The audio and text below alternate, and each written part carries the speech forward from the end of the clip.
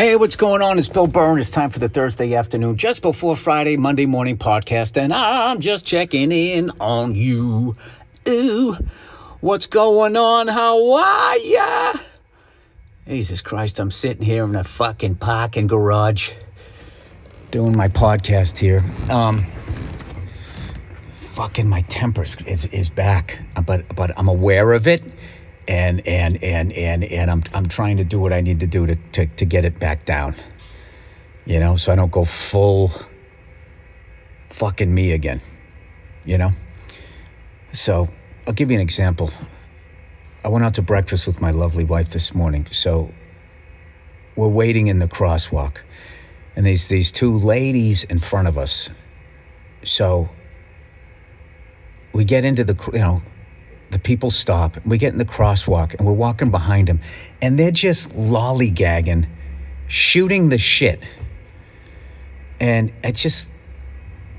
I've been that person in the car. It's like when you're in a crosswalk and somebody stops their fucking car and they're nice enough not to kill you, what you need to do is get from point A to fucking point B in a safe, quick manner. Okay, I get it. You have a cane, you can take a while, all right? But if you are a healthy human being, shut the fuck up and cross the fucking street.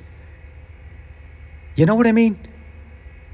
They're just sitting there just like at fucking Sunday stroll across the street shooting the shit, and I'm fucking behind them with my wife, and I know that I'm not the only person that gets annoyed with that shit. And now it's like you're dragging me in to your lollygagging. It's like, you ever go to a fucking restaurant with somebody and they start bitching about the food, and it's like, bro, they're making my food too. Like, I'm with you. Like, they're going to spit on my stuff too. That was like the crosswalk version. It's like, if you fucking ladies don't pick up the fucking pace and not act like you're running the country, you don't know what these people are going through that are sitting there in their cars.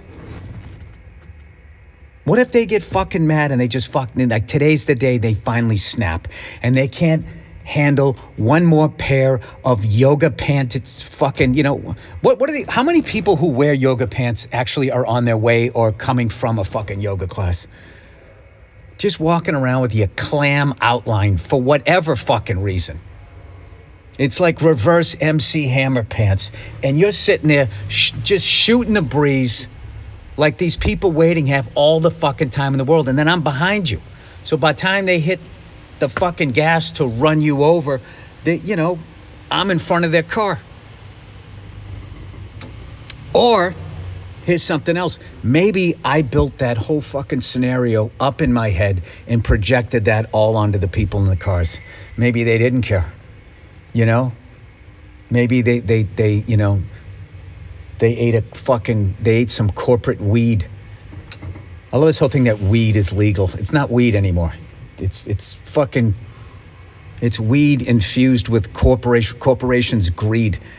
That's the worst thing that's ever going to happen to mushrooms. The day mushrooms become legal, what these fucking soulless CEO cunts are going to do to one of the only things that's just natural healing powers of mushrooms. They're going to destroy it. They're going to genetically alter it, and they're going to take control of it, and they're going to fucking ruin it. And you know what we're going to do? We're going to go down to Home Depot and deport somebody who's trying to build you a back porch, for like no fucking money. That's what we're going to, that's where we're starting. You want to fix this country? Let's not get to the people who are poisoning your fucking children with the food supply. No, that's okay, because they're white. It doesn't count. You can literally commit a terrorist fucking act, poisoning the food supply of your own fucking people, and that is fine. But God forbid you snuck into the country, with a fucking, a toolbox, and you want to fix somebody's fucking fender. Anyway, that's how you fix the problem. A tornado comes in and knocks down your house. What's the first thing you do? You go out and you buy a new toaster. We'll deal with the house later. Our biggest problem is we don't have a fucking toaster right now. Anyway, I did a show last night. Did not go well. I was just off. I wasn't vibing with the crowd. And it was at least 87% my problem. But I did get a couple of new ones out. Oh my God, I had one of the fucking darkest jokes. I've written 2 of those this year, and I just quit after a while. There's always a couple of really damaged people in the crowd howling, laughing at it, and everybody else is like, ooh, oh, I'm sorry that happened to you, or whatever the fuck it is. But anyway, I saw some buddies of mine last night, so that was cool. And now I gotta go to the gym. I got to get whatever the fuck it is that's making me annoyed with people, the way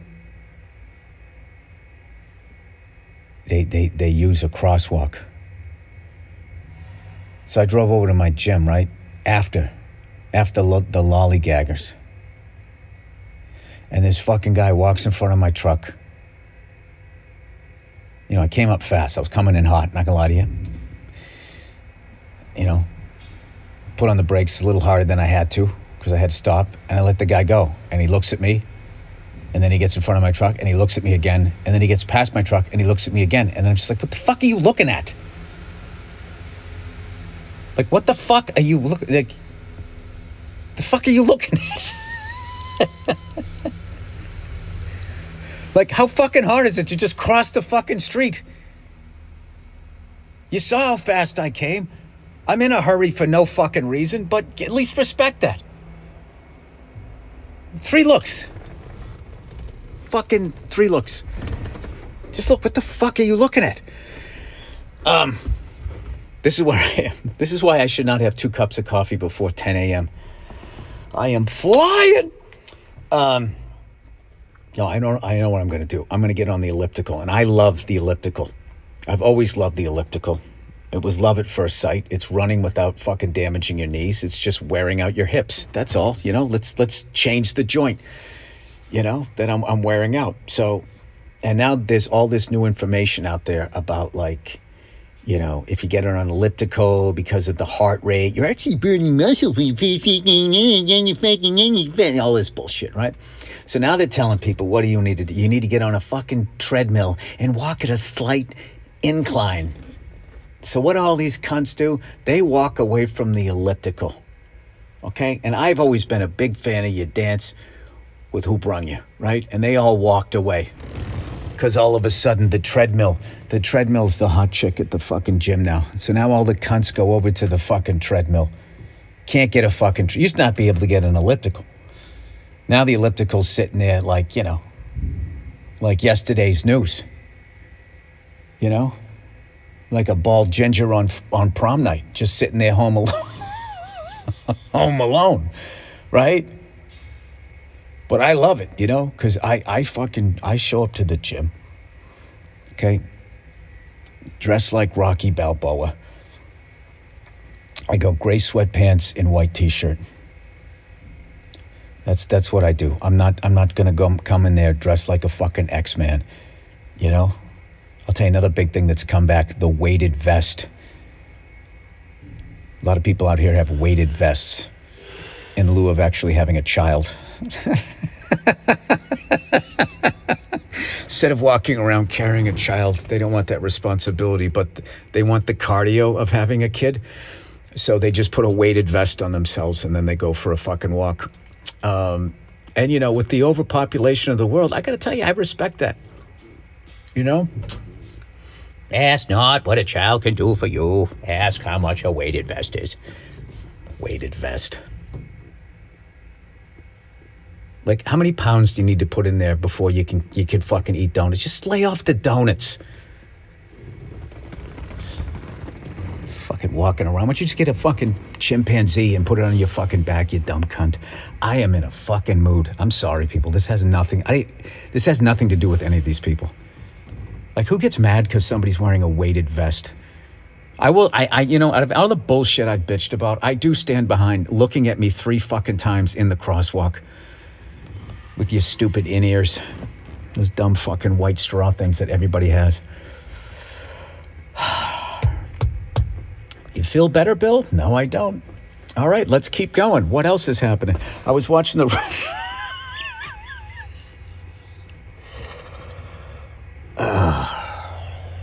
57-year-old man sitting in a car alone in a parking lot doing a fucking podcast. Oh, what's that guy? He's got a nice motorcycle there. Anyway, is that the actual paint job or is that a wrap? I was watching the Red Sox last night. You know, also playing with my kids, so I was kind of in and out with the game. And all of a sudden, they were just focusing on this dog, and I'm like, "Oh wow, look at that! Somebody brought a dog to the ball game." You know, it must be a service dog, or maybe somebody gets emotionally scared past the 7th inning, so they need the emotional support of a opsa, whatever the fuck you call it, opso. And it turned out it was a promotional night. The Baltimore Orioles had Bring Your Dog Night. And the only deal was, like, for every dog you brought, you had to buy a certain amount of tickets or something like that. I've never seen a promotion like that in my life, and it made me really happy. I haven't seen one of those since I was a kid. They used to have, like, all of the, you know, they always stuck with the bobblehead. The bobblehead. And, you know, I don't understand those things. I don't understand why people collect bobbleheads and then why people go on eBay and then go and try to purchase vintage bobbleheads. I don't know what it is, but people fucking love bobbleheads. Like if I was on Shark Tank, if I was one of those heartless CEOs that likes to take advantage of up-and-coming talent and take control of their ideas and then fuck them out of money like they do on that show. If I was on that thing and somebody came in with a bobblehead, I would look at that and be like, that has got to be the dumbest shit I've ever seen in my life. That is right up there with like the pet rock and the hula hoop, both which were successful. The hula hoop I've always maintained is fucking stupid.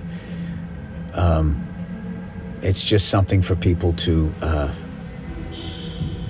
I don't know what to fucking do.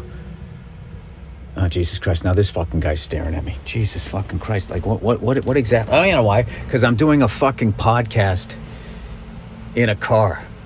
Maybe that's what it is. Oh, look at this poor bastard. There's no parking spots left, buddy. I hate to tell you, there's none left. I've been down there. Turn around. It ain't gonna work out for you. See that? And that's my thing. He's going to go all the way down there and have the LA experience. LA is all about your car. There's no public transportation. They're starting to build it, but there's nothing out here. All it is about driving your fucking car. And everywhere you go, you have to drive your car, and there's no parking spots. And if they are, they're all for like compact cars. And everybody, meanwhile, is driving these giant fucking fat SUVs. So this poor cunt's going to go down there with his giant SUV. There's going to be no place to park. And then he's going to come out. And he's going to, you know, have to stop at the stop sign. And, you know, and then there's going to be two people with their pussy lip yoga pants on, lollygagging in front of his car. Just rolling the dice.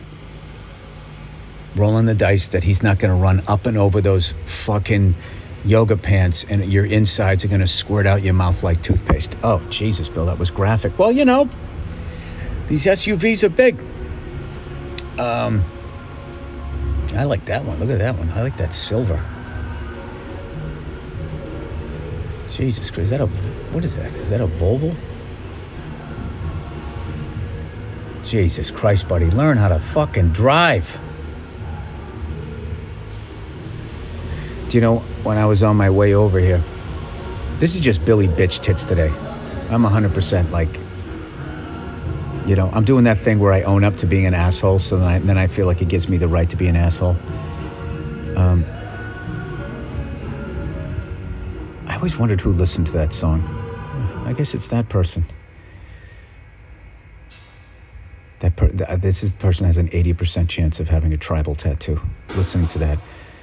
Remember all that fucking late 90s white guy music? It wasn't rock. It wasn't rap. It wasn't grunge. What was that music called? Everybody had a number in their band name. That weird time. right around, I think, when Carson Daly first started and like rap was taking over as mainstream. And then you had like the rock rap. And then you had these other bands. They just were sort of like, I don't know what they were. Like I said, it wasn't rock. It wasn't rap. Okay, now I'm looking at I was 100% wrong. No tribal, no tattoos. Forget about no tribal tattoo. Can you believe that I was wrong again? And he has a gay pride fucking t-shirt on. Could not have been more wrong. All right.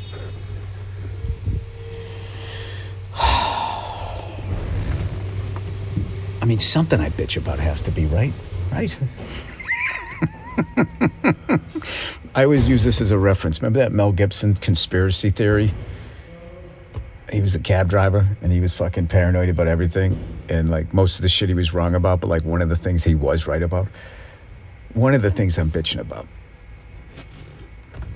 Come on, Bill. You know it all comes back to you and what a cunt you are. All right, I'll give you that. Anyway, old Billy Freckles is going to be doing some shows out here in L.A. Sure you don't want to go see one after this fucking 15 minutes of bitching, but I got some shows coming up that I will be announcing probably this weekend. I've gotten off social media. Can't you tell? It's really affected my mood in a positive way.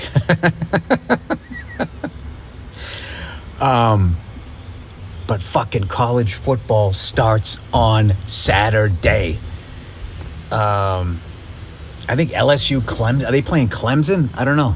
Right out of the gate, LSU, I think they're ranked 9th and Clemson's 3. Is that right? Is that what I saw? I saw it really quickly. And my wife's hilarious. They can just smell opening day of football. They can just smell it. She goes, "Hey, I have an idea for Saturday." And I literally gave her a death stare. And she's like, "What?" I go, "College football starts on Saturday." And then she smiles at me. She goes, "Can you tape the game?" And I said, "No, I can't." She goes, "All right." And then I felt bad and I said, "All right, I'll tape the game." But she hasn't brought it up again. So anyway, we got that going for us. Oh, I didn't even finish it. So it was fucking bring your dog. Yeah, I know. 2 cups of coffee all over the place. It was fucking bring a dog day to the ballpark. I mean, that's fucking amazing. But the only thing that would suck was then you'd have to deal with like animal lovers. You know what I mean? Like, when was the last time you met a cool animal lover? Like, who doesn't love animals? But then they just somehow, they I don't know what it is. Like, I fucking love animals, but, you know, I keep it to myself. I don't stand there with a table and a fucking ribbon on my t-shirt and start yelling at people when they go by because I love animals. It's just like, go love your animal. Like, what is the problem? Oh, I support this move. Are you creating a parking spot? Do it. Nice. Look at this fucking guy. Oh, that's fantastic. That's right. What is there, a meter maid down here? Good for you. There you go. That's what makes this country great. You don't have what you need, you just fucking make it. There was no parking spot, and this guy just said, "Oh yeah," or maybe it's a lady. I think that's a woman, judging by that car. All right. Gotta grab all my fucking iPads and iPhones. The door is opening, and it is, oh my God, it's a man. I have not been right about a fucking thing today. Cargo shorts. I mean, I could not have been. This is why I never got into law enforcement, you know? Like, you ever see those things where they have like the pieces of yarn, you know, it's stringing from this guy to that guy, or they're like trying to catch a fucking serial killer, trying to like find a trend. I would just be sitting there as quiet as I was in like geometry class, like I got nothing. I be cheating off other people's fucking papers. All right, let me read some advertisement here for the week. A Tesla's backing up. Can you hear it?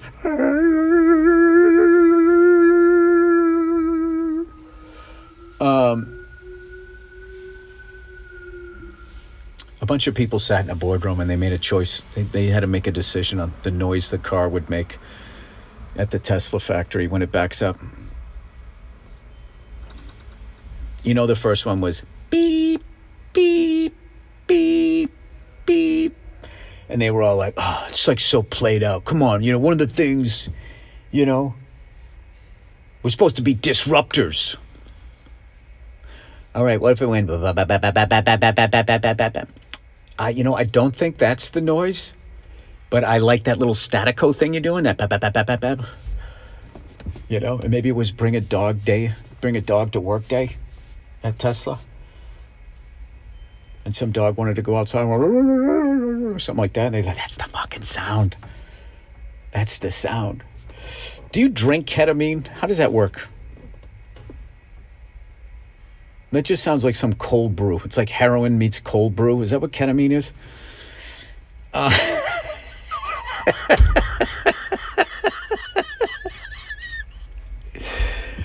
Oh, you know what? You're welcome for this fucking podcast. This podcast has to be making you feel better about yourself.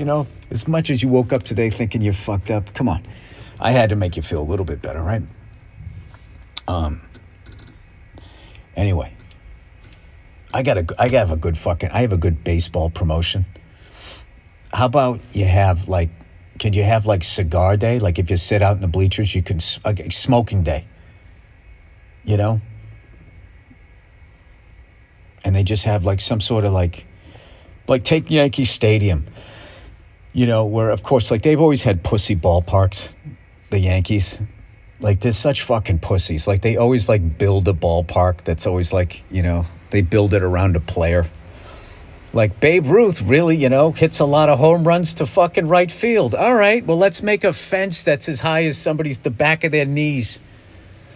Right? They've always been doing shit like that. So now they have that wiffle ball park that they play in. So obviously the wind blows out. So why can't you just have all the cigar smokers in a ballpark like that, Just, sitting out there.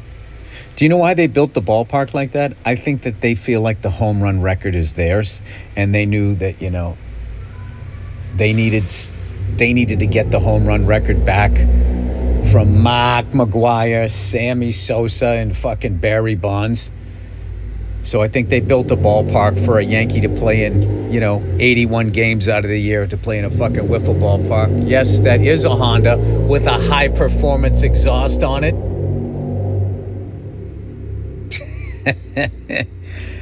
I don't know if you could hear. Did you hear the fucking performance of that thing? I don't know about you guys, but I was impressed. All right, let's do the reads here for the week. Oh, look what it's Hims. Hims can't solve snoring or blanket stealing, but when it comes to performance, they've got what you need covered. Take total control of erectile dysfunction with personalized treatments made with proven ingredients prescribed by licensed providers, 100% online. Erectile dysfunction can make you feel out of control. What's my dick doing? It's flapping all over the place. Hims lets you take it back. Give me that fucking dick. I'll fucking chuck this thing with the fucking ED things and I'll bang the shit out of you. With personalized treatment options, including daily meds that support more spontaneous moments. How is it? Got it. Let's get spontaneous. Hang on a second. 1001, 1002. We're getting spontaneous in 7 minutes and 37 seconds. Erectile dysfunction is more common than you think. I have it too. And simpler to treat than ever. Through Hims, you can connect online with a licensed provider to access personalized treatment options discreetly and on your terms. Use the AD copy to introduce Hims and how it can help. Switch it up for each read. Oh, this is like directions for me. Through Hims, you can access personalized prescription treatment options for erectile dysfunction, like hard mints, you get it? And Sex RX Plus Climax Control, if prescribed. Climax controlled. What they do is they give you a bucket with some ice and cold water, and they have it right above your bed. And right as you feel like you're going to bust a nut too soon, you pull it, and it fucking drenches you. And then, shocks her and all of that, and it all stops, and then you start over again. Hims offers access to erectile dysfunction treatment. I already said that. Options range from hard mints to trusted generics that cost 95% less than brand names if prescribed. You shouldn't have to go out of your way to feel like yourself. Hims brings expert care straight to you with 100% online access to personalized treatments that put your goals first. To get simple online access to personalized, affordable care for erectile dysfunction, hair loss, weight loss. Dude, these people, you're going to have abs, you're going to have a fucking mullet and a fucking rager and more. Visit the hims.com/Burr. That's hims, hims.com/Burr, BURR for your free online visit. hims.com/Burr. Actual price will depend on product and subscription plan. Featured products include compound drug products, which the FDA does not approve or verify for safety, effectiveness, or quality. Prescriptions required. See website for details, restrictions, and important safety information. Hims. All right. Back to the fucking podcast. So you could have like fucking cigar day. Can somebody just, what if they had like dog and cigar day? You can bring your dog to a fucking game. You could smoke a stick. And you could enjoy yourself. How come you can't do that? You know why? Because they want to make a ton of money and they want families to go there. That's what it is. That's why you can't be drunk anymore. It's kind of a weird thing. Like how much you have to fucking... Like you can't indulge in any vice, but like the crowd behavior is like, I don't know. I find it to be worse, but I'm also out in California, which I think has the worst sports fans as far as behavior in the country. I don't know why they always go to Philly. I'm telling you, out here on the West Coast, it like shit can happen and you're dead. Like you could potentially die at a fucking game. Get stabbed, get booted in the head until you fucking, and it's just fucking, and then all they do with it, hey, in Philly, they threw snowballs, it's Santa Claus, I'm not trying to escalate what Philly's doing, but I'm just saying, I would rather get yelled at by Philly fans than fucking, be out here at a preseason football game and get fucking stabbed. I mean, it's insane. It is fucking insane. Anywho, what I'm really trying to say is I'm looking forward to getting on the elliptical today. Listening to my music. What am I listening to these days? You want to hear what my cardio? This is my cardio. When chicks do the, my wife does it too, the get ready with me. This is come on the elliptical with a fucking former 80s gym rat. All right, this is it right here. Misfit Love, Queens of the Stone Age. Feel Good Hit of the Summer, Queens of the Stone Age. No One Knows, Queens of the Stone Age. Songs for the Dead, Queens of the Stone Age. Right? Get that out of the way. Viscera Eyes, The Mars Volta. Vicarious, Tool. The Death and Resurrection Show, Killing Joke. And then that's 42 minutes, and I'm fucking done. All right? Killer drums throughout. Aggressive music. Every once in a while it comes down for a little reflective moment, and then it goes right back to aggressive music. That's how I do it. That's how I keep my freckled tits from spilling down into my lap. All right. I'm actually going to think about you guys at this point and actually end this podcast. God bless you. Somebody fucking sneezing over there. He's got COVID-21. You guys hear about that? It's coming in from Korea. I read it online. It's got to be true. All right. That's it. That's the podcast, everybody. Enjoy the music picked out by the amazingly talented Andrew Themelis, followed by a bonus episode the Thursday afternoon, just before Friday, Monday morning podcast. And that's it. Have a great weekend, you cunts. Hey, what's going on? It's Bill Burr, and it's time for the Monday morning podcast for Monday, what is it, August 28th, 2017, what's going on? How are ya? What's up? Sorry, it was obnoxious. I understand, but I got to make the ladies shut it off first, right? Oh my God, who is this guy yelling? Why would you want to listen to that when you could just sit and watch reality television with myself? Listen to a bunch of broads fucking yelling at each other. It's unreal. My wife watches that shit all the time. All the fucking time. You come home and it's just like, it's like they live with us. You know what I mean? Me and my wife, we get along great, but you wouldn't know it. Walking up the fucking front walk to the house, you hear like 5 women screaming at each other. It's just like, well, are we hosting the Jerry Springer show? What's going on? You open the door and she's watching the Real Housewives of Who Gives a Fuck? The Real Housewives of Trenton. The Real Housewives of Dayton, Ohio, wherever the hell they are. Wherever they are, whatever city they're in, the Real Housewives, they got fake tits, they got big ass fucking, they got ass injection lips, they got the fucking Botox. It's unbelievable, no matter where they are. Real Housewives, Grand Rapids. Like, there's not going to be some Hollywood shit guy, and there it is. Why is everybody walking around acting like there's some aging actress? You know what I mean? And they have to look good. For what the fuck are you looking? You're a 50-year-old mom. Just be a mom. Relax. It's over. You landed a guy. He knocked you up. All the laws are in your favor. For God's sakes, go have a fucking piece of pie and go smoke a Camel. I don't understand what the fuck these fucking spaghetti-strapped women, the stupid, they're still wearing the tag tops. You know what I mean?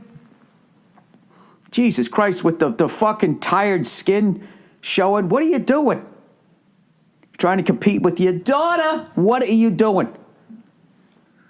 Good. Look, take a page out of my book. Just give into it. Your hair starts falling out, fucking shave it. Your legs are too white, put some pants on.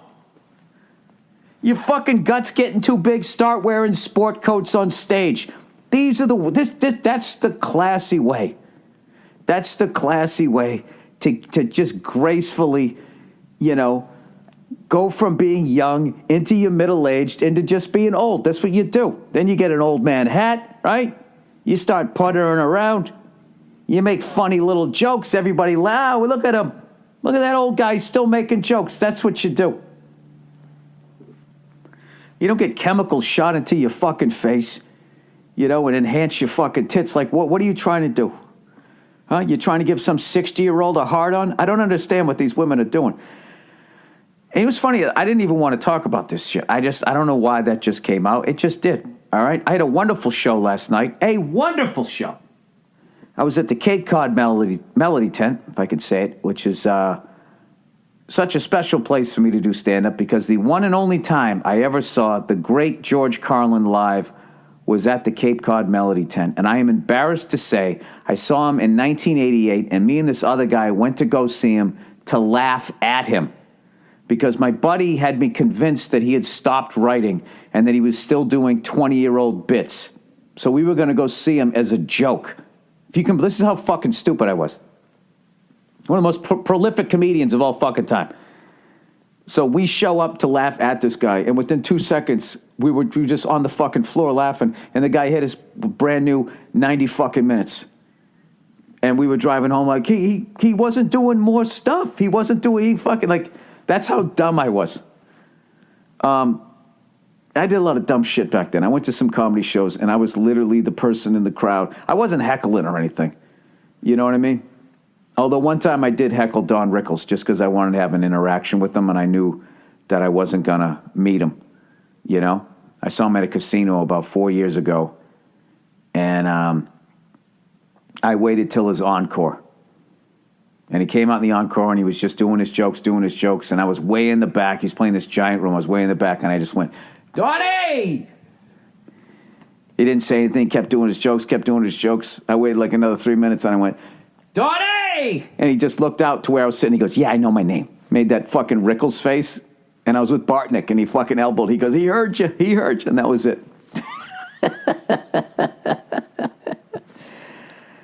You know, I broke a major rule of engagement there with fucking as a stand-up comedian. I shouldn't have done it, but I couldn't help myself.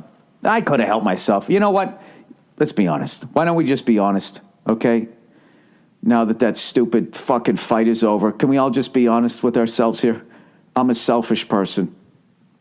And rather than accepting the fact that I wasn't going to get an interaction with them, I had to do that because I'm a selfish cunt. Okay? And, now can we all be honest about what went on Saturday night? I got to be honest with you, I have not even seen highlights of it. I didn't fucking watch it. I actually came home and was staying with some relatives here in Boston who also didn't get the fight because they're sane people. They're like, yeah, it's just, Floyd's going to carry him for a couple of rounds, then he's going to finish him. And then they're both, they're not going to really fuck each other up. They're both going to leave with a boatload of money. Isn't that what's going on here? Yeah. Isn't there some guy, Alvarez, who's actually a fucking modern-day champion or some shit like that coming up? And we'll spend the money on that. We'll spend the money on that fucking thing. Whatever that boxing match. I don't know shit about boxing, but I do know Lyle Alzado versus Muhammad Ali when I fucking see it. So, I mean, a better version of it, I should say. But anyways, we actually watched Wicked Tuna. I have such mixed emotions when I watch those fishing shows, I got this love of animals, but I also love tuna, I'm an environmentalist who loves crab, king crab. Who the fuck doesn't love that? I mean, that's just fucking, it's tremendous. So when they're sitting there talking about how it's all fished out and they can't find any and that type of stuff, it's not that we should stop crabbing. There should just be less fucking people that they have to find it for, So, I don't know. I always have all these fucking ideas of how to, trim down the population. And of course, I'm never part of the problem, right? As most mass murdering maniacs, you're never part of the problem. Like Hitler, I'm sure when he looked in looked in the mirror, right, and was brushing his fucking teeth, right? I'm sure that he saw a blonde-haired, blue-eyed person. Instead of seeing what he truly was, which was the runt of the litter. You know what I mean? But the guy had heart, and he fucking overcame what the fuck he looked like to achieve his dream. Granted, he was out of his fucking mind. But, I mean, that alone he should have been, if he wasn't so crazy, he would have been, well, look at me. I'm fucking ugly as shit, and look what I've achieved. What if somebody who looks like me actually had a good heart? Imagine what they would achieve. Isn't that, how fucking lunatic, how much of a fucking lunatic is that guy? They're like, my dream came true, and I played the Cape Cod Melody tent telling jokes. His dream came true, and fucking, tens of millions of people died. That was literally his dream. Like, imagine if he never did his shit, right? And he just lived a regular life, and then all of a sudden, I can't even say God forbid, it's him. I just naturally say God forbid when I talk about terminal disease. Adolf Hitler, right? Doesn't fucking, somebody bought his paintings or some shit, right? So he just doesn't go down that fucking road. Now he's just, some regular guy. And then he has, he gets some terminal illness. And for some reason, Make-A-Wish is back then. And they go, what is your dream? What is your wish? And then really, you're going to make my wish come true? This is what we do, Adolf. We make sure you die with a smile on your face. What is your dream? And he would have laid there, telling the guy to come a little bit closer. What do you want to do? I want to exterminate all of the Jews. That's what he would have said. And what a fucking quagmire that Make-A-Wish would have been in, huh? They would have to, hey, hang on a second. They'd have to step out in the hall going, what do we do here? I mean, we just kind of made a broad statement that we make dreams come true. We didn't clarify it. Like, do you want to stand out here long enough? Maybe he'll fucking die of the disease. I mean, our whole reputation's on the line, right? And then all of a sudden, Make-A-Wish gets dragged into it, gets dragged into the madness of this man. And they're no longer looked upon as this wonderful organization that they are, right? Which takes in millions and millions of dollars, right? And God knows what the fuck they do. Who knows? You never know with those charities, right? Are they helping people out? Or are they helping themselves to a classic Camaro with some T-tops? When we return, we'll be taking some callers. Sorry, I don't know what the fuck I'm talking about today. So anyways, yeah, everybody thought I was going to cave. I have not caved on two fronts. I have not drank in 11 days, and I feel great. This is it, dude. I go 11 days, I could go a year. I could go a fucking year. I feel fucking fantastic. And I just used the word fantastic. Fantastic. You know, I'm doing cardio like I've always been doing, but I'm not negating it at night with the fucking 3 or 4 home pours over there with the giant ice cube. And it's actually, the sober life is fucking great. It just sucks at night. It's the only thing. At night, it sucks at night. You know? Because it's like, what the fuck do I do? I'm like, I'm a habit guy. So this is the time of night I fucking do this, and then I'm not doing it. I'm like, well, now what do I do? What do I do? So you know what I did? I started playing guitar again. Anything, you know? I suck. What do you want? I mean, I go in there, I fucking play a little bit, and during that time, then it gets late, and then I literally feel my body just going, come on, dude, go pour one. Go, that's right over there. Look at the bottle. Dude, look at the bottle. It's right there. Just pour yourself one. And I just, all I have to do is just go downstairs to my bedroom, and then the fact that I'm an old man takes over. Like, dude, I'm not fucking going all the way back up there. Even as I'm laying there, you know? And I go downstairs, and my angel of a wife is laying in bed watching 5 women she doesn't know scream at each other and say horrible things, you know? They're really big on attacking, like, if a woman's never had a child. They're really big on attacking that.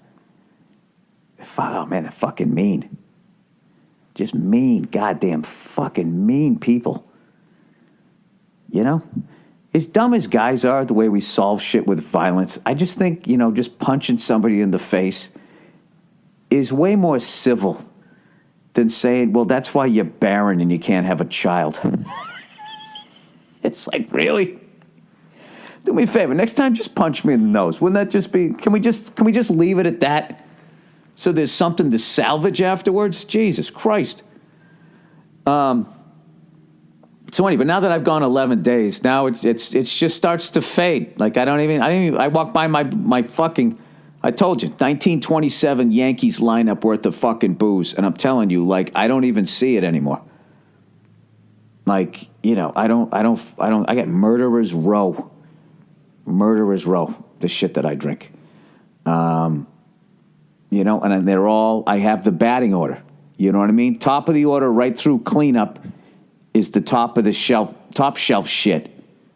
You know? That's your Pappies. I say, okay, here we go. Let's go with booze. So what would your lineup be? Who's hitting leadoff? Who's getting on base? Right? Who's your fucking Ricky Henderson that's going to fucking possibly hit a solo shot? And the next guys don't even have to knock him in. You know what I'm going to say? I'm going to go, my Ricky Henderson is Johnny Walker Blue. Okay? Oh, this is going to be hard. I got too many cleanup hitters. Then I would say batting second is Grand Patron. All right? I'm not a big tequila guy, so I'm not getting into that fucking agave shit, whatever the fuck they put in it. Then I would say, this is a hard one. I would say maybe some Pappy Van Winkles is going third. Then batting cleanup in my world, I would say is McCallum Rare Cask. Right? Now we're getting to the middle of the order. This is, you know, it's not a special occasion. I just want to get fucked up. All right? These are the guys hitting 270, 280. Then you get in the middle order. You got Johnny Walker Black is batting fifth. I'd say, no, fifth is Patron Silver. Johnny Walker Black is batting sixth, batting seventh, eighth, and ninth. Now you're talking companies coming over. You like these people, but they don't like appreciate good booze. So you're just going to hit them with some basic shit, right? That's when you have to go Maker's Mark, Jack Daniels, batting ninth. Batting ninth. If someone wants to mix it, I'll give you. This is the National League when the pitcher bats Johnny Walker Red Label. There you go. That's my line. Hey, you know what? Send me in your booze lineups. Probably should have had I can do the beer one. Leadoff's got to be Budweiser. You know, that thing's getting on fucking base. Right? Batting second, I would have Miller High Life. Batting third. No, I'm going to get fucked. I don't. Lead off Coors Light. No, but if we're doing best beer all the way down, no. What am I doing here?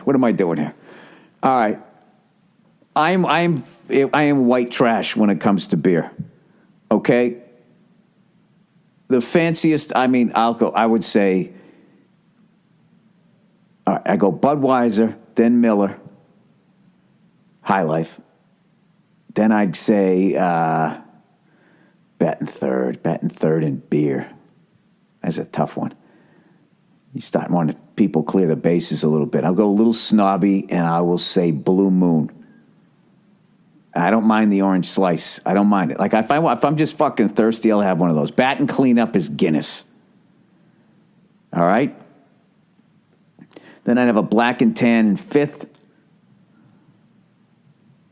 Six, now you want to get fucked up, right? But you don't want to you're going to become a fat fuck. So I would say Coors light beer for Miller. Now 8 and 9. 8 and 9. This is for when some older people are coming over with their kids, and you just got to, I don't know, for whatever fucking reason, you got to have an IPA and one of those others, like a Sierra Nevada or some shit. Something like that.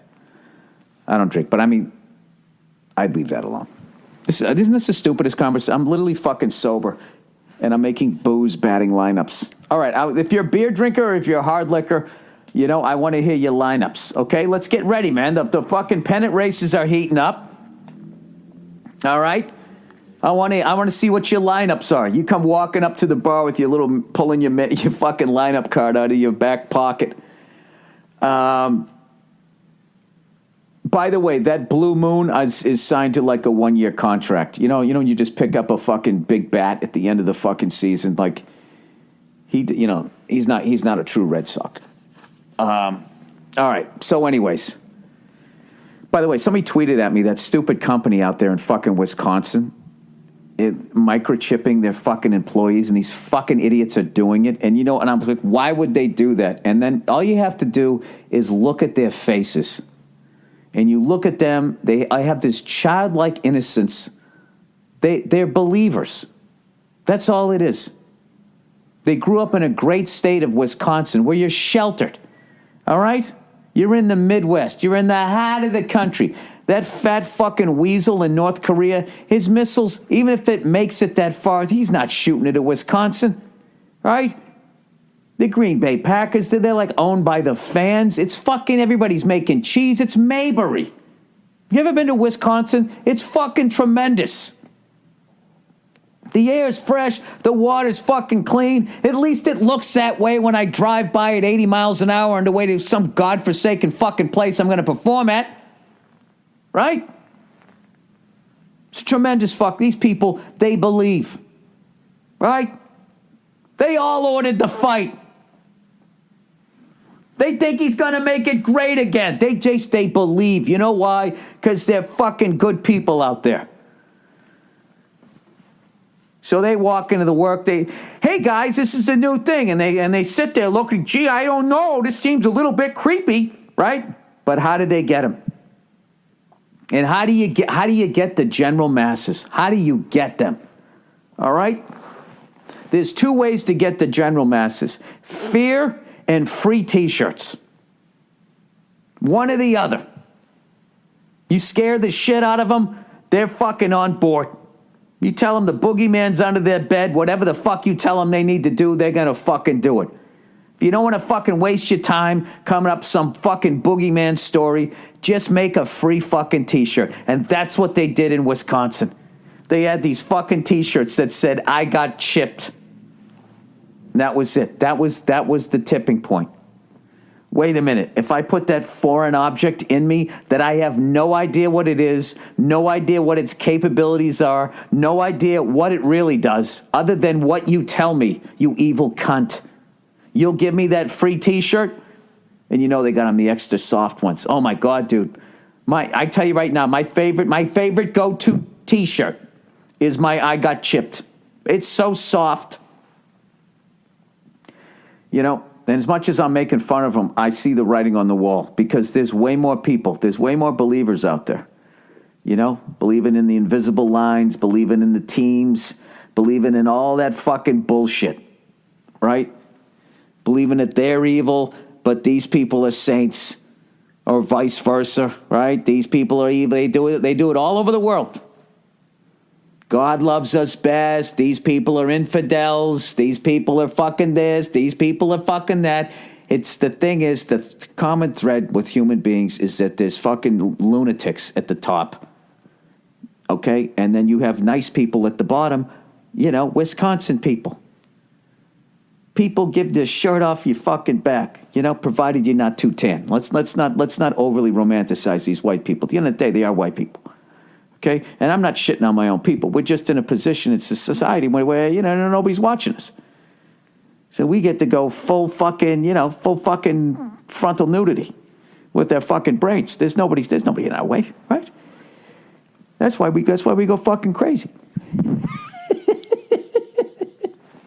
You need some sort of hand on. Maybe that's what the microchip is for. I have no idea. I just know at the end of the fucking trail, who is it? Think of some of the people that run shit. Look at Bill Clinton. The man could not keep his dick in his pants. He's shoving cigars up women's vaginas half his fucking age. That fucking guy, that's one of the guys running shit? Or someone of his fucking ilk? You gonna let that guy put a fucking microchip? Well, do I get a free t-shirt? Yes, you do, Skippy. All right, I'm in. And that's it. And this is the thing. They don't need thinking people to buy in. All they need is the free t-shirt people. And the free t-shirt people, you get enough of them, it becomes a tipping point, and then they can start changing it. You know what I mean? It's like the toll booths, right? Everybody easy pass. I'm not getting that. You're not going to fucking track where I'm going. All right? And there was just one easy pass lane, 10 fucking lanes where you threw your change in or fucking went to a guy, right? And then it became 8, 7, 6, 5, 4, 3, 2, 1, go fuck yourself. Well, you don't have to. You can use the fucking surface roads. You don't have to use the highways, but your taxes did pay for them. Then you're like, fuck. That's what happens. And they'll get all of us. But you know what? You know what I love about life, though? They can never stop you from drinking yourself to death. And that's one to grow on. All right, with that, let's, I'm sorry, that got really fucking dark. All right, what are we doing here? Live reads. Okay. I'm reading off my phone here because I have no internet where I'm at right now. I'm going to have to go drive down to a fucking coffee shop. You know, there's nothing in a coffee shop that I want other than their internet. You know, I don't drink coffee. Your little pastries are they're like eating a fucking bathroom tile. They're always fucking, they just suck. Everything in Starbucks fucking sucks. I don't have the coffee. I know the coffee's their heroin. All right?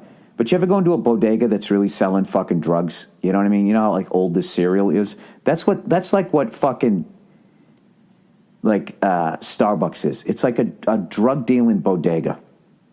You know what I mean? Like the only thing that is good in there that is not past its fucking date of freshness is the fucking drugs that they're selling. And with Starbucks, it's the coffee. Everything else in there sucks. That's why you got to love Dunkin' Donuts. You know? Their coffee evidently is out of this fucking world, but they also make these great donuts. There you go. Oh, thank God it's fucking over. Thank God it's fucking over. Ah, Jesus Christ. You know one thing I do like about technology? I like DocuSign. I really enjoy that shit. Makes it nice and fucking easy. Oh, by the way, I have to hype this gig because they don't do a lot of stand-up at this venue. Now, at this point, if you listen to the podcast for a while now, you realize that, you know, as much as old Freckles goes on stage telling jokes, he's actually a frustrated musician. You know, I wish I was good at guitar. I wish I was good at drums. I have a tremendous amount of respect for musicians. Speaking of which, Queens of the Stone Age, one of my favorite bands of all time, put out their brand new album this week. I'm going to be listening to it, and I'll give you my own review of it on Thursday. Just kidding. I fucking hate when people do that. Like I'm supposed to listen to you. Who the fuck are you? You know? Fucking listen to you. I'll listen to it myself and make up my own mind. How about that? How about that? All right there, YouTube person. Anyways, I'm going to be November 2nd. I'm going to be in Clear Lake, Iowa at the Surf Ballroom. Now, the Surf Ballroom that's the last place Buddy Holly, the Big Bopper, Richie Valens, all of those guys played. Waylon Jennings was there that night, and he went on the bus and everything. Just being a music fan, I don't know. It's slightly morbid to play there, but I'm going to play there, and I'm flying in. I'm landing at the fucking airport they took off from. Everybody's like, dude, aren't you fucking nervous? They crashed because there was no de-icing technology back then. They had too much weight on their wings, which changed the shape of the airfoil. They were overweight. They couldn't fucking produce enough lift. They crashed and they died. That's not going to happen in 2017. So I'm going to be there. Won't happen to me. Won't happen to you. If you want to check out this legendary venue, November 2nd, Clear Lake, Iowa, Surf Ballroom. I'm going to be there with Dean Del Rey, who was actually born the same day that they all died. Not the same year, but the same day. So it's going to be a tremendously freaky fucking night. I got a brand new hour, and last night it could not have gone better. And I left out half of my fucking jokes. I was having so much fun down at the Cape Cod Melody Tent. So please get your tickets. November 2nd, Clear Lake, Iowa, the Surf Ballroom. And I will be tweeting out and Facebooking out a link because I am an old man. I'm not on Photoshop. I'm not on Instagram. It's not Photoshop. What's the other one? There's Instagram, and then there's the other one. Snapchat. I need to get on those, right? Is that what I need to do? By the way, I'm thinking of putting together a college tour. A tour of colleges in the beginning of next year to help promote F is for Family. And bringing a bunch of swag to, free merchandise, free F is for Family merchandise. This is what I want to do. If I get enough interest from certain schools, especially the University of Kansas, when the Jayhawks have a home basketball game, so I can go to that legendary arena, that would be tremendous. Do you understand what I'm saying here? I was actually thinking of doing that once a year, right? In every, college fucking division, Like 1 year I'll do a Big Ten fucking F is for Family tour. I'll do an SEC one. I'll do a Pac-12, whatever the fuck they're called now. The WAC, right? Do something like that. I don't know. I'm always thinking of fucking ideas like that shit. But just to help promote it. And, because that's my fucking job. I got to sell the goddamn show. Don't get mad at me, all right? All right, 37 minutes in. Here we go. All right, let's read some of your questions here for this week. The 90s. Dear Billy Temple Pilot, I'm feeling a bit nostalgic for the 90s. I was 12 in 1990. I'm 10 years older than you, you bastard. And had no stress or responsibilities. I get how that influences this, but it was a good time. I'm happy with technology now, and our society is more conscious of social issues, but everything is so loud now. Do you ever get nostalgic for the 90s? If so, what part of the 90s? Can you have your podcast guy use the Friends theme song for the Thursday podcast? That's a question mark there. Or anything awesome from the 90s? Thanks for reading this. If you do, life is pretty boring these days, and if I could use something to brighten my day as a pet store manager. All right, sir. Here's what's happening to you.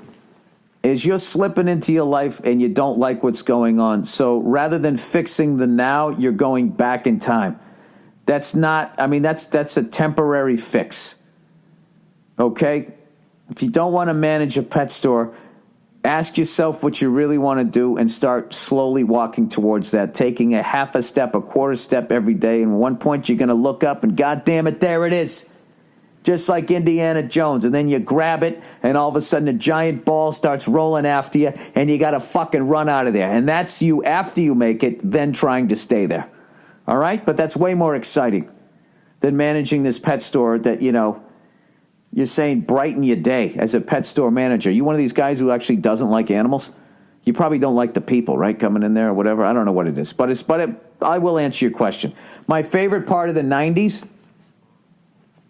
was the month before Nevermind came out.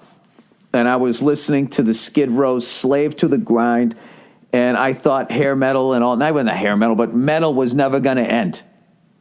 Because that was, like, what you love was the end of my youth, because I was 22 in 1990. So that was the end of it for me. So, like, think about 2000 for you. You're getting out of college, all this new music's coming out, you're starting to not be able to, the next few years, you can't keep up with it. What the fuck are they listening to? And then that's what happens. And then you start driving around. But I'm not going to lie to you, dude. The shit that I still listen to, I try to listen to newer shit. Like, it's a new band to me, like Cold War Kids. And I'm like, oh, yeah, I saw them, recently they were on TV. I'll download some of their stuff. And I'm like, oh, I remember that song. That fucking that song. That fucking tune. The guy's singing the really high voice, amazing voice. And I was looking at that. It's like that fucking album came out 2006 or something. So I'm way behind the curve, but I try to stay up on. All right, you want to hear something embarrassing? I'm going to fucking tell you all my latest downloads. I downloaded Dreamweaver by Gary Wright. That album, tremendously fucking underrated album. All right, because everybody thinks of they think of that song, woo woo woo, Dreamweaver, right? And everybody laughs at that song. They use it in these ironic hipster fucking ways. I got to tell you, man, that fucking album is the shit. And there's definitely some poppy shit on there. But all these years of me talking about loving to play drums and all this stuff, why did nobody tell me about Andy Newmark? Jesus Christ, that guy's one of the best fucking drummers I've ever heard. He plays on this album. And, you don't have to get it for fucking Dreamweaver or any of that shit, but, like, Love is Alive. For the longest time, I thought that sounded like Clapton to me singing, or maybe like one of those Steve Winwood bands. Just listen to how tasty the fucking drums are. And I'll actually post a video this week of him fucking playing with, like, Rod Stewart and these guys, just fucking wailing. All right, so I downloaded that. Then I downloaded Cold War Kids, Robbers, and Cowards. I'm downloading the new Queens of the Stone Age today. And then oh, Jesus. Well, in defense of me, I lost a lot of my music when I dropped my last phone into the toilet. It was actually in my back pocket. And I stood up from taking a dump, right? No, I didn't. I was fucking hammered. I remember this guy was saying there was something about standing up when you take a piss, some fucking health reason. So I sat down like a lady, right? And I had my phone in my back pocket. When I stood up, it fucking fell into the toilet. Fucking brutal. Like I was going to go get that? No, it ain't happening. So I don't use the cloud and everything. I lost everything. So I downloaded AC/DC. If you want blood, you got it live. AC/DC for those about to rock. AC/DC High Voltage. Then I had to get my vintage Aerosmith in there. I downloaded Get Your Wings, Rocks, Toys in the Attic. Then I downloaded the new fucking Mute Math. Well, I'm still waiting for the rest of that album to come out. The Play Dead.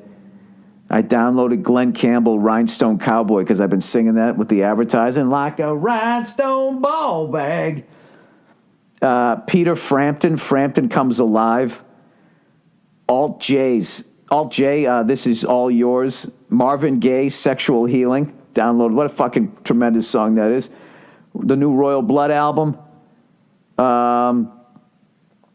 Anthony Hamilton. Then I downloaded like 3 Prince albums. No, 2 of them. Sign of the Times. And then Dirty Mind. The first Soundgarden album. The Prince album For You. Then a Dave Brubeck live at Carnegie Hall. Then a bunch of Miles Davis. That's what I've done in the last couple of months. Steaming with Miles, working with Miles, round about midnight, relaxing with Miles, cooking with Miles. And there you go. That's what the fuck I've been downloading. What else do I got here? Wayne Shorter. The Idiot King, Attention Deficit. I think that's that's what's his face. Tim Alexander on drums on that. The Brown album. Bad Motor Finger. Temple of the Dog. Oh, that was right when Chris Cornell died. I had to get all that fucking music back on my phone. John Coltrane, Sonny Rollins, Tesla, Skid Row, there you go. Marilyn Manson, Primus. Animals should not act like people, Pork Soda, and Sailing the Seas of Cheese. You know what? DeRosa just sent me a new fucking, their latest fucking track. It's the shit. I absolutely loved it. Primus has a new one coming out. What the fuck is it called? Let me see here. Where is it? In my phone. All right, what do I have him underneath? You know, everybody says Joe has no shoulders. That's not true. He lacks the meat that is between your neck and your shoulders. Basically, his trapezius. He was born without it. All right, Primus, The 7.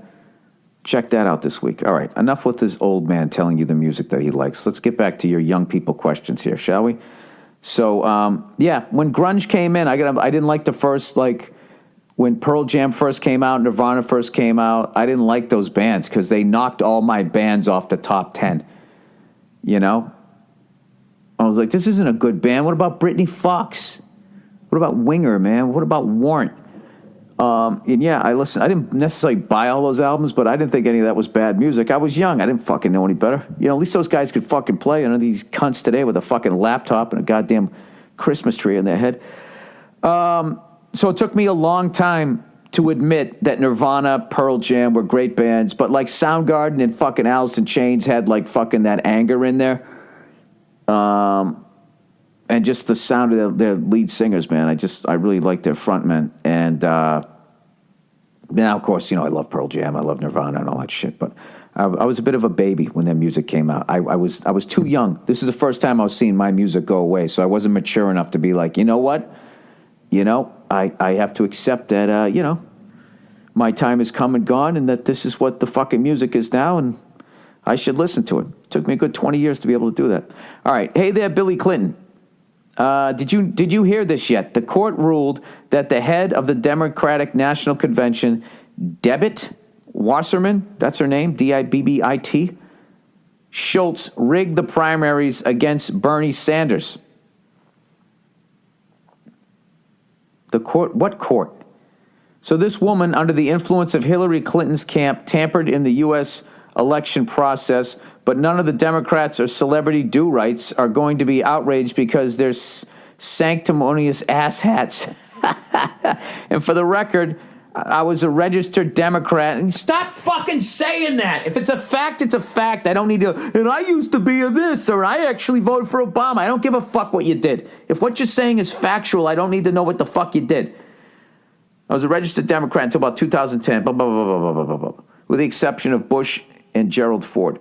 Anyways, the hypocrisy is just so insane to me to not be mad at this, especially as a Democrat. I think you have to have clinical issues. Yeah, well, I heard like Bernie Sanders was drawing a bunch of people and they just didn't even cover it. All right, now where is this coming from? This is the Observer.com.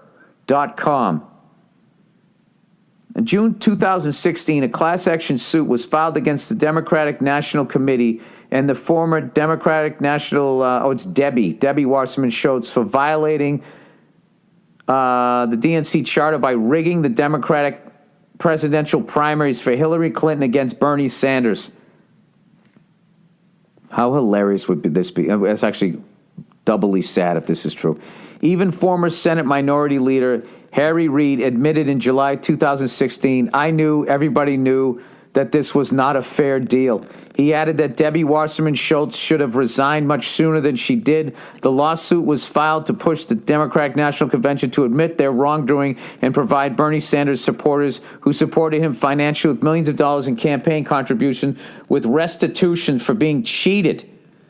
On August 25th, 2017, federal judge William Schleich, is this all true, dismissed the lawsuit after several months of litigation during which the Democratic National Convention's attorneys argued that the DNC would be well within their rights to rig primaries and select their own candidates. That was their argument, so they weren't denying it. In evaluating plaintiffs' claims that this, you know what I'm going to do? I'm going to send this to Jimmy Dore. And I want him to, because he, you know, I'm too stupid to be able to debunk this or say that it's actually fucking true. I want to know. I want to know what love is. I mean, this wouldn't surprise me. You know what I mean? I would actually love if this got some fucking attention. Just to truly shut up all these fucking dopes in Hollywood.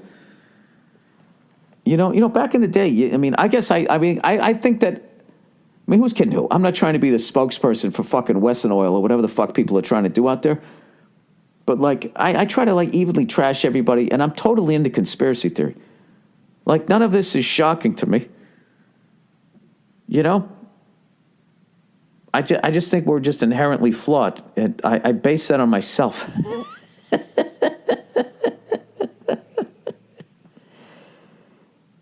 As I fucking, as I just fuck up all the time. We're just inherently flawed people. All right, Jimmy Dore. There we go. This is how dumb I am. I'm going to send this to him, and I'm just going to text, is this true? And he loves me enough to actually reply to this. I know part of him is going to feel sad that I'm as dumb as I am. And that I have his phone number. Yeah, I mean, none of that surprises me. I mean, you kind of felt that Bernie was getting boxed out. And I guess maybe the Democratic National Committee does have the right to do it. The same way the NFL had the right to suspend Tom Brady, whether he did anything or not. I mean, when they took it to court, they go, yeah, this is bullshit. You don't have enough fucking evidence. And they're like, well, we're a corporation, right? Does a corporation have a right to suspend its employee? Yes, you do. Well, Tom Brady's our employee, therefore he's suspended. That's kind of like what they did to Bernie Sanders. And yes, I did just compare him to Tom Brady. I think they have a lot in common. Living in a retirement community at 33 years of age. What's up, freckled ball bag? A friend recently turned me on to your podcast. It's hilarious. Well, thank you. Thank you for preventing me from killing myself on my 1-hour commute to work. Well, that's great. I like to do what I can. Although I am into population. Maybe I should take population control. Maybe I should take a couple weeks off. My wife, 28, and I, 33, finally had enough money to buy our first home. Dude, you guys are crushing it. So we purchased a nice little townhouse in Connecticut. We didn't know at the time, but we were moving into a community that is potentially the evil offspring of a retirement village and the House of Wax. Oh, yeah. Well, that's what happens when you buy your first house. You're so excited you don't drive around. You don't know the questions to ask. Now you know. Are the people old as shit around here? Just out of curiosity. Is this a drug-filled neighborhood? Is there any chemical fucking shit in the water? What are the schools like? All those questions you have to ask. All right. We are nice, courteous people, and so we think, so don't take the anger in this email out of context. Well, you had a little perspective of that. Well, if you said we're nice, courteous people, but the fact that you actually have the intelligence to say, or so we think, understanding that there is another perspective in life other than your own. We've helped some of our old-ass neighbors carry shit, because they can't, with the osteoporosis and everything. We wave and chat with them when walking our dog, and we even hold a charity beer pong tournament in New York City every year to raise money for MS, unrelated to our community, but shows we care, ? I guess, ? Anywho, enough about us. This past weekend, we had my brother and sister-in-law in town and invited another couple over on Saturday. Sorry if I blew your eardrums out. I tried to pull it away enough. I don't think I took it away in time. Sorry. We went to hang out at school, at our pool. Sorry. We took a float, snacks, a couple of beers, and a speaker. There were 5 to 7 other people at the pool, all in their hundreds. It did not look like the pool scene from Caddyshack. We hung out, chatted, sipped a beer, and listened on low to Jack Johnson or some other mellow, soft shit. Monday morning at 10 a.m., the entire community got this email. Residents, it was reported to the board and the management that over this past weekend there were some owners and guests who behaved inappropriately, loud and shouting conversations, foul language, and may have partaken in alcoholic beverages prior to or while visiting the pool. None of these things are acceptable and are also violation of the pool rules of the old fucks court. Obviously, you added that. If said individuals were seen behaving in such a manner going forward, the police may be called and said individuals will not be permitted to use the facilities and may also be subject to a hearing in front of the board whereby fines may be imposed. The pool facility is for the peaceful enjoyment of all residents and we hope to keep it that way. Thank you. Signed, the old-ass board of directors. Jesus Christ, dude. What the you didn't realize you fucking bought a house in a retirement community? Says, first off, let me say I had nothing against the elderly. I love my grandparents. You don't have to stop establishing credibility. You bought a fucking house. There's a bunch it's like the movie Cocoon, but if you jump in the pool, you're still fucking old. I get it. Anyways, I called it once a week. I enjoy a quiet night on the couch with some scotch or an old-fashioned and shit. I still use Hotmail. Yes, we're a part of HOA and in rules about alcohol drinks. At the pool, you can only have 2 guests per household. Oh, shit, we violated the covenant. But this email from the board is still absurd, right? No, it's not absurd. You just didn't do your homework. You didn't do your homework. That's what happened. You didn't do your homework. Did I just fucking rip the spread here with that pen in the back pocket? Laying on my mother's fucking quilt here. Motherfucker am I here? I gotta go back to this here.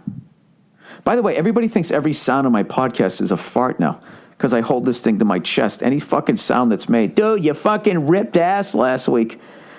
I mean, maybe I did. I don't feel that I am. Maybe I am. I don't know. But I'm in my house, you know. I have to fart. I let it go. You can't fucking smell it. Deal with it. No, dude, this is all on you. This is just. He said, but loud conversations. What? Drinking alcoholic beverages prior to visiting the pool area? Are you kidding me? The police may be called. Get an effing life, dude. Dude, this is their life. This is the end of their life, and they want quiet. Okay. Half of them probably fought in fucking wars. The last thing I need is you with your newfangled fucking Elvis music that is Jack Johnson to them. Look, this is the deal. You guys fucked up.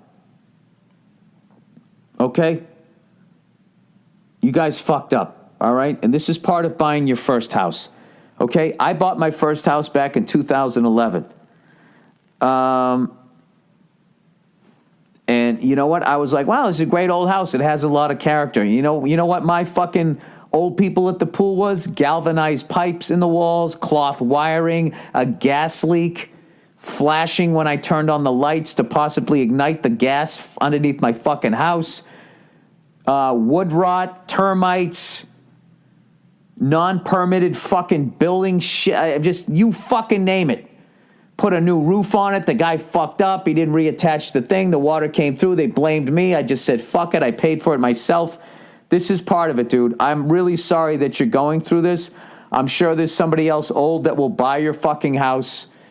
Other than that, you are in a communal area.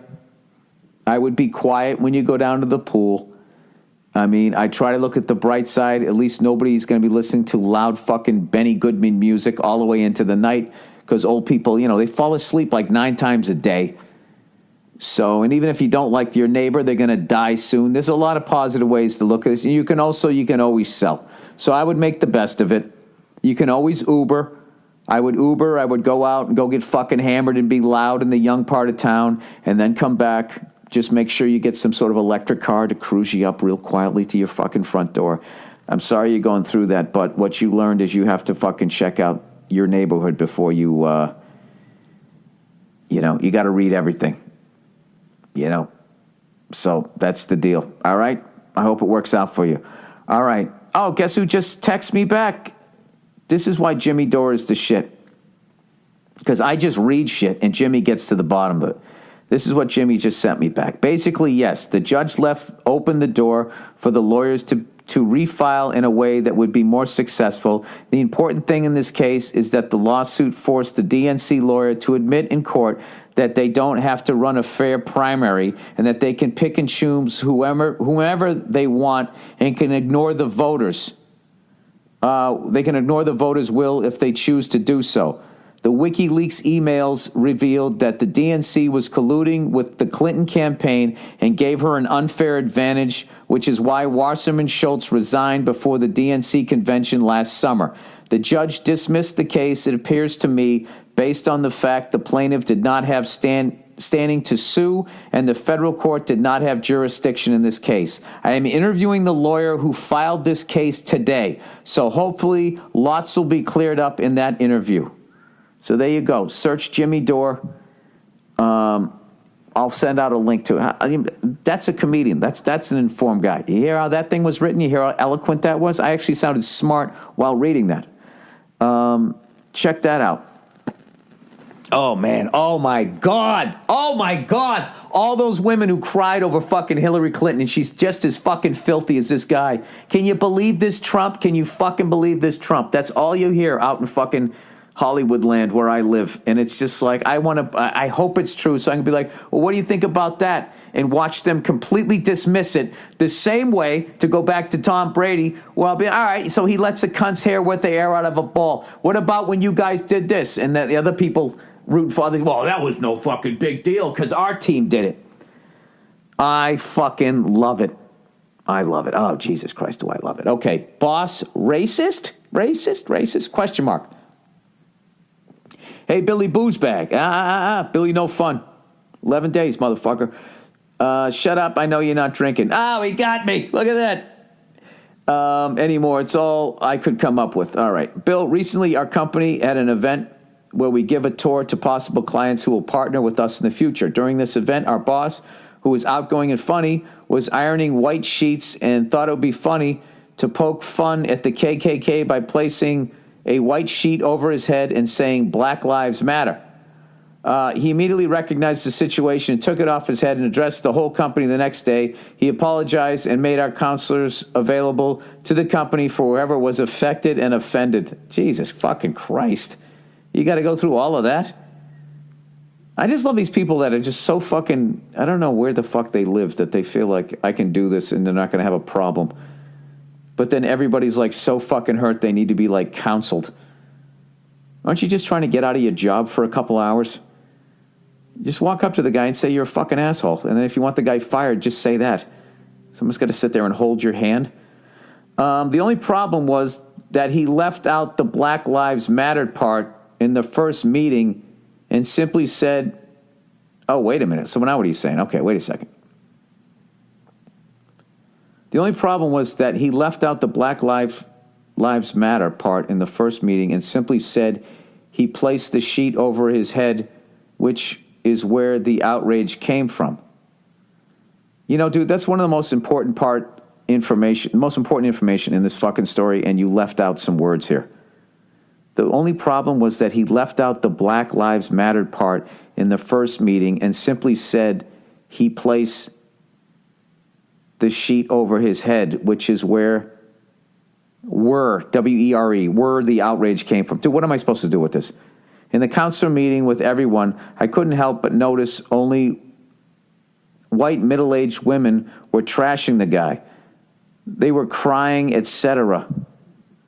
Not one minority in that room said they were affected. It pissed me off because it was almost insulting to minorities watching this. What if there was actually a minority who was actually racially discriminated against and went to court and wasn't listened to? Dude, I don't know what you're talking about right now. I'm 90% sure these women were just looking for money. It's not like our boss tried to hide or make excuses. So the white women got offended? What? This is like a fucking beat sheet for a script that isn't written yet. What? White middle-aged women were trashing the guy. They were crying, etc. That fucking sentence ended, then he began a new paragraph with that, and then starts talking about the minority women there. I don't know what you're talking about here, sir. Okay, so you're asking me what are my opinions? You think these women are just looking for an opportunity to sue, S-E-W, for money, or do you think they actually believe these ladies were offended? Thanks, Bill. I don't know what you're talking about here, sir. I have no idea. I have no idea. Am I making fun of white women for acting like they were offended and crying? Because you think, I have no idea. I don't know it, sir. Proofread. Okay? I'm not a good speller either, but I do know where the spell check is, and I hit the button, and it erases all my impurities. All right. My fiance isn't into fucking other men. Okay. He says, she said, I don't know what the fuck this is, what gender this is. He said, I feel like this is a slightly different yet amusing take on relationship issues and would love to hear you tackle this in a podcast. Basically, I really like watching my girl fuck other men. It's not a cuckold thing because I'll fuck her right after, and it's always the best sex we ever had. Right after? You don't ever shower first, sir? Right after. Okay. Hey, I don't judge. Whatever you want to do, if that's what you guys are in. My issue is that our sex is already great, and I'm well above average in size and stamina, so it's hard for her to find another guy she's actually interested in. Oh, Jesus Christ. Jesus Christ. You started all the way to the left, now we're all the way to the right. Oh, wow. This fucking guy here. I don't mind. I don't mind her fucking other guys. I can handle it because at the end of the day, my dick's so big, nobody can follow me. Okay. Now I'm judging the guy. I don't know why I'm doing this. Is just all over the fucking map. I don't push the issue because I'm confident in my abilities, evidently. So confident you got to fucking write an email about it. And don't want her to have a bad time simply for my pleasure, but I wanted to know your opinion on the subject. We have threesomes with other women, God bless you, and I can't even get into them, so I can't judge her. I love her, and our amazing sex has been a driving factor after almost 4 years. Yet there's something about fucking her after she's been with another man that is so hot to me, I can't accurately explain it, and she just doesn't seem into it because, as she puts it, I do it better. Dude, this is one of the greatest emails. I hope even if you just made this up, I would really appreciate your opinion on this weird kind of relationship where the issue for me is that I can't get off because the girl, as incredible as she is too perfect. What? Where the issue for me is that I can't get off because the girl, as incredible as she is too perfect. So to make her not perfect is to have you watch her fuck another guy? So you got a giant dick and you enjoy it and you kind of like want to show like that. It's the only way I can look at it. This is like you're like the best comedian in the fucking country, all right? But there's still some level of insecurity you have that you have to go on these shows where the comics aren't at your level, and you have to go on last, and you have to fucking kill harder and kill longer than anybody else to prove that you are the best comedian in the fucking country, if not the world, if not the fucking universe, right? Is that what it is? Is it the fact that you know that you're fucking nailing her better than these other fucking guys? They come out with their average dicks or their little fucking dicks, and she's bored shitless. Do you make the other people watch? You know what I mean? Like you're helping out their golf swing. You keep lifting your head. You got to fucking keep your head down as you follow through. Dude, I don't know. I don't have the problems you have, sir. All right? I am very followable. I have no idea. I have no idea. That is like, I would send that into, can you please go on Dr. Phil?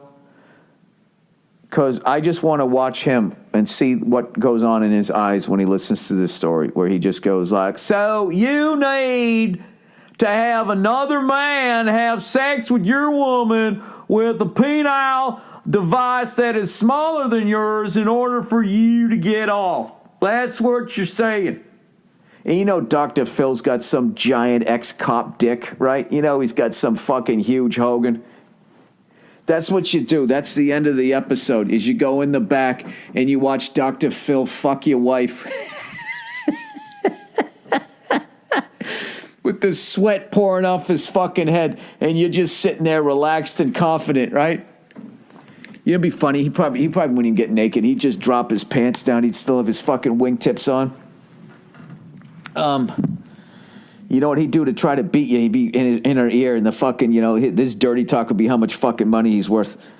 You want to go to Oprah's tonight? You want to go? Do you want to go to Oprah's tonight? I can make it happen. That's. I'm sorry. I know this is a fucked up podcast, but I wasn't the one that took it into that area. All right, other people did. That was really weird. That was a really weird visual. The whole thing was weird, and who knew? Who the fuck knew? Who the fuck knew that this podcast would start as innocently as it did, talking about Hitler getting his Make-A-Wish, and would end so fucked up with whatever the fuck it is I was just describing. All right, that's the podcast, everybody. Please download the new Queens of the Stone Age album. Please buy some tickets to my show at the Surf Ballroom in, Clear Lake, Iowa. It's going to be a fucking amazing night. And what else? I'll post those videos for you. That's it. And congratulations to everybody that rented the fight and enjoyed it. I don't want to ruin your fucking time. And I think that's it. I'll check in on you on Thursday. Go fuck yourselves.